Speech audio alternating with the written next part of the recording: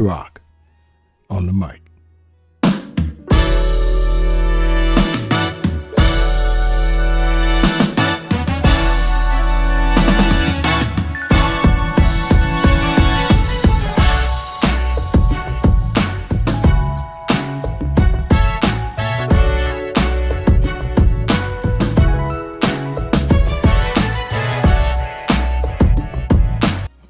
What's up, everybody? And you are listening to the best of the Media Mike Radio Show.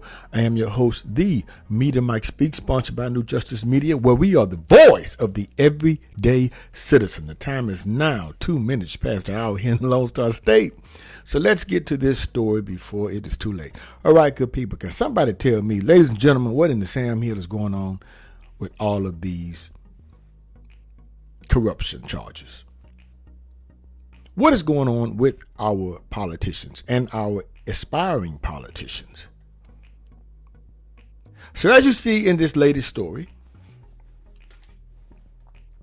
as you can see,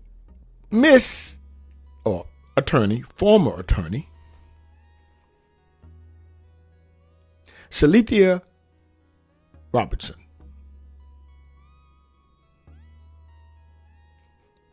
going down in flames.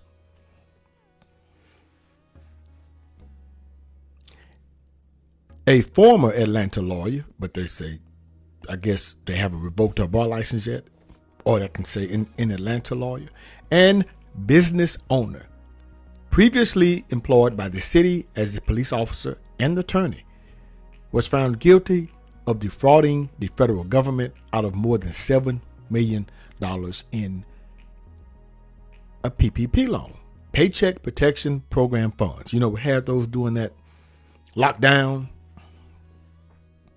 Now, the indictment alleges that Robertson fraudulently obtained over $7 million in PPP loans, which was not used for payroll or other permitted business expenses. Robertson allegedly used loans proceeds to purchase luxury items, including a Rolls-Royce, as you see, a pink one too at that, a motorcycle and jewelry, and to transfer funds to family members and co-conspirators.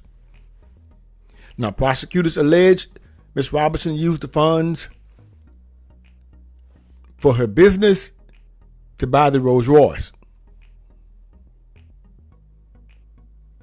and a 10-carat diamond ring.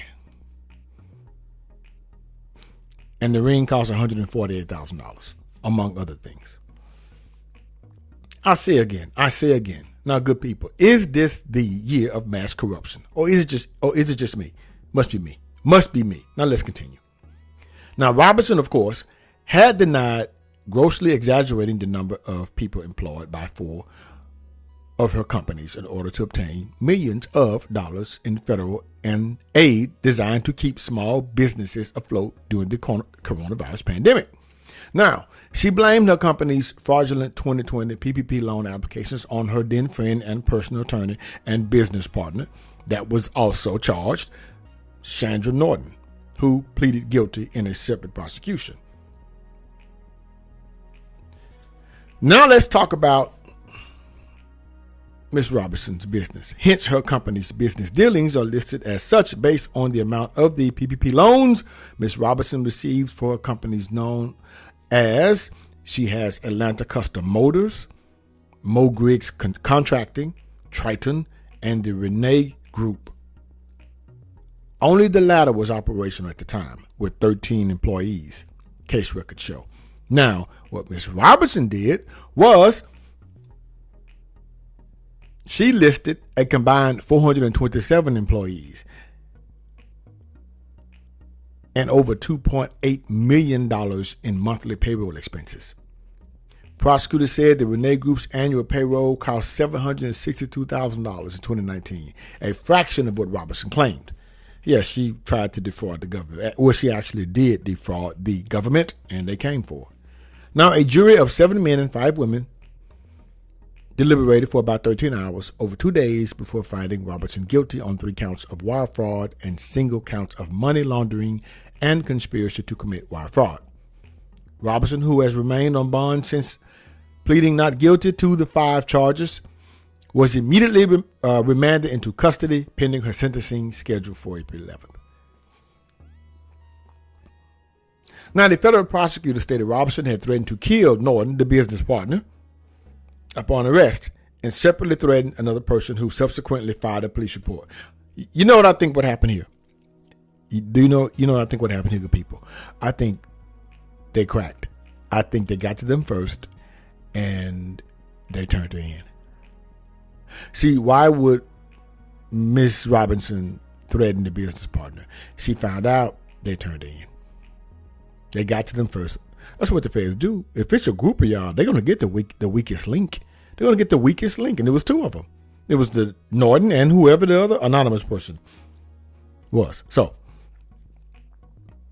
now Miss Robertson's lead attorney said her remarks to arresting agents about Norton were made in frustration and did not constitute a legitimate threat. I understand, Mr. Defense Attorney, you're trying to protect your client, but that's a threat. That's a threat. No, I don't care about frustration. That's emotions. Yeah, but it's still a threat. People lose their lives over emotions. Yes. It's called crimes of passion, sir. I'm pretty sure you're familiar with that. He said Robertson was separately involved in a business dispute with the contract in Texas, in which no threat was made. No, ma'am, you made the threat. You made the threat. Her attorney goes on to say there was no history of violence or anger or danger by the defendant to anybody other than the statement she made when she was arrested. Well, other than that, but she does have, she did that. She may not have no past history, but she did that, and that's enough. Now, Ms. Robertson occasionally shook her head from side to side after U.S. District Judge Stephen D. Grimberg read the verdict, but otherwise showed little reaction. Gillen said, her attorney, aspects of the trial, including the presentation of what he described as hearsay evidence, would be raised on appeal. And they're going to appeal it. Now, Robertson's attorney said Robertson repaid the PPP funds she received with interest because it was the right thing to do, not because she got caught, unquote. I don't believe that. She did it because she got caught and she thought she was going to get favor with the courts, and it did not turn out that way. That's exactly what happened. She thought she was going to get favor with the courts, and it backfired because the prosecutor said she should have known better, being a former public defender, because Robertson used to be an attorney. The prosecutor goes on to say Ms. Robertson is a conniving fast talker who participated in the fraud and whose defense defies logic and is absolutely ludicrous. The prosecutor states her partner in crime, I would say, submitted the false loan applications under the direction of Robertson, who told her how much money she wanted. And then she had help because the Norton person, Prosecutor goes on to say there's no level to which Robertson wouldn't stoop to justify her criminal conduct. She stated in her closing argument on Monday, she disguised what she did to avoid getting caught. She thought she could wash her hands of it all, unquote. And she probably did. Now, good people, ladies and gentlemen, this woman, Miss Robertson, used to be a police officer, an attorney, and ran for district judge. She lost. She ran for district court judge. She lost.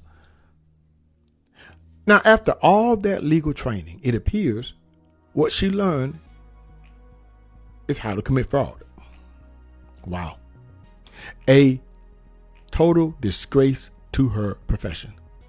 Now, this woman is in her 60s. So you mean, Ms. Robertson, you haven't accumulated enough funds in your lifetime to where you have to resort to this? Knowing that you have more past than future and that your best days are behind you,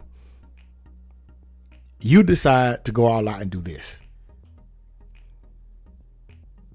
But I guess just when she thought stealing $7 million was fine, it looks like Ms. Robertson just may be doing time. So here's to you, Mrs. Robertson. Until next time, this is your guy, Mr. Educator, Mr. Communicator, Mr. Free Thinker. Subscribe, share, and like to keep me rocking on the mic. Have a good night. Understand you soon, it won't be long. Keep on, keep running.